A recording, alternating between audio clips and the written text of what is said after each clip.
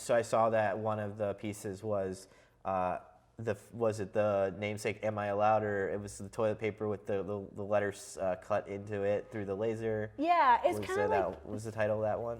That one was, I think that one was untitled. Okay. Can't remember on the top of my head, but Sure. it was kind of like, just like, yeah, I think essentially all the work in that body of work was Okay. Am I Allowed?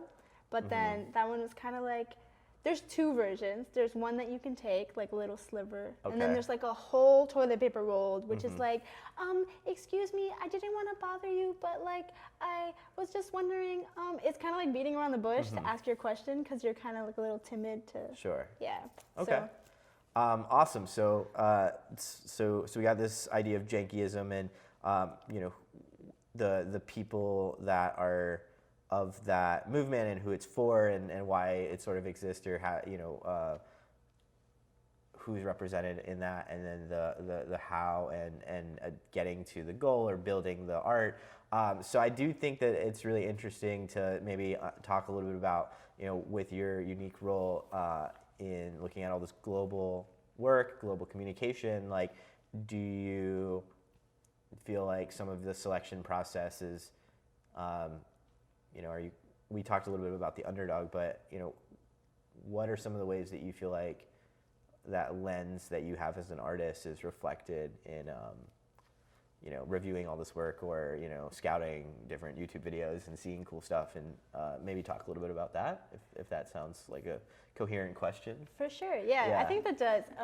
But ultimately, I don't get to pick who Sure. wins an Andy, but I do get to like pick who. Well, I do get to inform people about what the Andes does, and like there are plenty of people who do know, and there's also plenty of people who don't know around the world. Right. So it's like important to like get the message across, and let them know that their work is 100. I think also a problem, like the Andes is seen as like a really competitive show.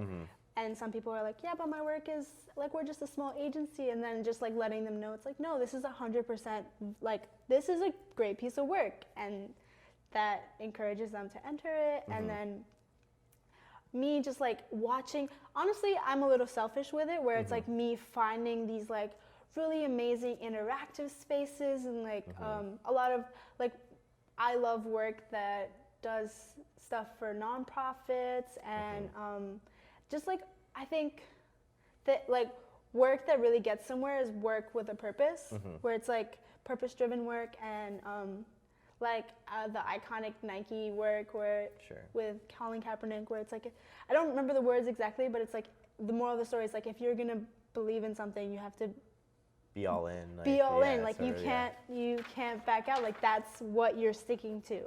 So I think keeping that work, and like a lot of it's like, that's like an identity based piece, and how, like seeing how people like advertisers execute is like amazing, and like how like scale and impact is so important, and it's like amazing to see how many brands and agencies, like they're capable of doing so much on such a large scale, which like an artist can do, but it's like having the capacity to reach more.